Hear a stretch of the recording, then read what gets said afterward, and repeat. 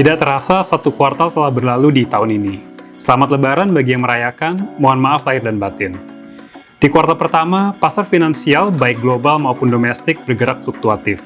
Faktor apa saja yang mempengaruhi pergerakan pasar dan bagaimana kami melihat kondisi pasar di kuartal 2? Mari kita simak Quarterly Market Outlook dari Manulife Asset Management Indonesia. Salah satu faktor yang mempengaruhi pasar di kuartal 1 lalu adalah masalah perbankan di Amerika dan Eropa.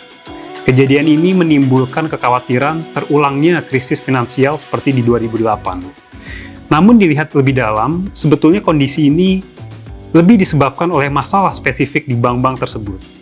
Secara keseluruhan, sistem perbankan Amerika saat ini lebih kuat dibandingkan 2008 karena regulasi yang lebih ketat dan tingkat permodalan perbankan sudah lebih baik. Pada akhirnya, pasar melihat masalah perbankan ini bukan sebagai risiko sistematis dan sentimen pasar kembali membaik. Apakah masalah perbankan ini berdampak ke Asia? Sejauh ini, kami tidak melihat gejolak di sektor perbankan Amerika Serikat dan Eropa memberi dampak langsung bagi Asia. Pasca krisis finansial 1998, perbankan Asia terus memperbaiki tingkat permodalan dan saat ini dalam kondisi yang aman. Selain dari masalah perbankan, faktor utama yang mempengaruhi pasar sepanjang kuartal pertama dan masih berpotensi untuk berpengaruh di kuartal 2 adalah kapan The Fed mulai berhenti menaikkan suku bunga dan seberapa dalam kira-kira pelemahan ekonomi yang dapat terjadi di kawasan negara maju. Saat ini, pandangan pasar semakin kuat bahwa puncak dari kenaikan Fed Funds Rate sudah semakin dekat. Di rapat bulan Maret lalu, The Fed memproyeksikan puncak suku bunga di level 5,1%. Yang artinya hanya satu kali kenaikan dari tingkat suku bunga saat ini di level 5%. Proyeksi ini membuat ekspektasi pasar menjadi lebih dovish dibandingkan bulan sebelumnya dan bahkan mulai memperhitungkan kemungkinan penurunan suku bunga di akhir tahun. Konfirmasi puncak suku bunga The Fed dapat menjadi kabar positif bagi pasar. Secara historis, puncak kenaikan Fed Funds Rate cenderung diikuti oleh periode kinerja yang lebih baik di pasar finansial.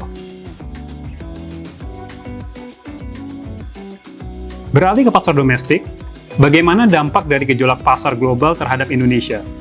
Secara historis, ketika terjadi gejolak di pasar global, biasanya Indonesia juga ikut terdampak secara tidak langsung, dari sisi berkurangnya arus dana asing yang masuk, pelemahan rupiah, dan juga likuiditas di domestik yang mengetap. Namun kali ini, kami melihat kondisi makroekonomi Indonesia sudah lebih baik. Faktor pertama, kita lihat dari sisi eksternal. Indonesia saat ini memiliki ekspor yang lebih terdiversifikasi. Fokus pemerintah untuk mengembangkan industri metal berdampak positif bagi kinerja ekspor Indonesia. Kedepannya, perkembangan industri yang berhubungan dengan kendaraan listrik juga berpotensi untuk semakin memperkuat kinerja ekspor Indonesia. Faktor kedua, kita lihat dari risiko pengetatan likuiditas dan perlambatan ekonomi global. Kebijakan moneter Indonesia relatif lebih akomodatif dibandingkan dengan negara lain. Total kenaikan suku bunga Indonesia cenderung lebih sedikit, sehingga mendukung tingkat likuiditas domestik dan tetap suportif terhadap pertumbuhan ekonomi. Secara keseluruhan, kondisi domestik Indonesia diperkirakan tetap stabil tahun ini, didukung oleh konsumsi domestik yang tetap kuat, mengurangi dampak dari pelemahan ekonomi global. Kondisi pasar yang fluktuatif tentunya menjadi periode yang sulit bagi investor untuk menetapkan alokasi portfolionya. Kelas aset obligasi dapat menjadi pilihan bagi investor yang ingin mengurangi volatilitas portfolio. Siklus suku bunga yang semakin mendekati puncaknya merupakan katalis bagi pasar obligasi Indonesia yang menawarkan imbal hasil real tinggi dan kepemilikan asing yang masih rendah. Daya tarik pasar obligasi Indonesia semakin meningkat terlihat dari investor asing yang masuk senilai 50 triliun rupiah di kuartal pertama, berlawanan dari tahun lalu yang terus mencatatkan outflow. Sementara itu, pasar saham menawarkan profil risk return yang lebih agresif dari obligasi. Masih ada resiko volatilitas di pasar, menantikan kepastian kebijakan suku bunga The Fed ke depannya. Di sisi lain, kondisi Indonesia yang terjaga, potensi pertumbuhan laba emiten yang stabil, serta valuasi pasar saham yang di bawah rata-rata jangka panjang, merupakan poin positif bagi investor untuk mulai mempertimbangkan potensi pasar saham Indonesia. Akhir kata, saat ini kita sudah memasuki babak akhir dari siklus kenaikan suku bunga global yang menekan pasar sejak tahun lalu.